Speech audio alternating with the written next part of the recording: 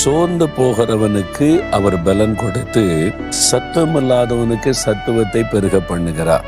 நீங்க சோர்ந்து போயிட்டீங்கன்னு கத்த விட்டுருவான்னு நினைச்சீங்களா? உங்கள்கிட்ட தான் பேசுறார். எல்லாருடைய வாழ்க்கையில இந்த சோர்வு என்கிற பாதை வருகிறது. ஜெபம் பண்ண சோர்ந்து போகாத, நீ சாட்சியா வாழ சோர்ந்து போகாத, நன்மை செய்ய சோர்ந்து போகாத, நான் உனக்கு தொடையா இருக்கிறேன்.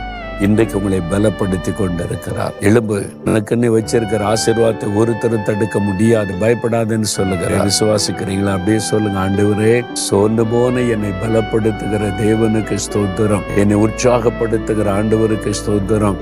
இந்த சோர்வை மேற்கொள்ள அதை ஜெயிக்க கிருபை தருகிற ஆண்டவருக்கு ஸ்தோத்திரம். எனக்கு சோர்வை கொண்டு வந்து முடக்கிவிட நினைக்கிற சாத்தானுடைய வல்லமைகள் இயேசு கிறிஸ்துவின் நாமத்தினால் மடங்கடிக்கப்பட்டு போகட்டும். நானும் அவனை ஜெயித்து எழும்பி பிரகாசிக்க முடிக்க என்னை ஒப்பு கொடுக்கிறேன். இயேசு கிறிஸ்துவின் நாமத்தில் ஜெபிக்கிறேன். ஆமென்.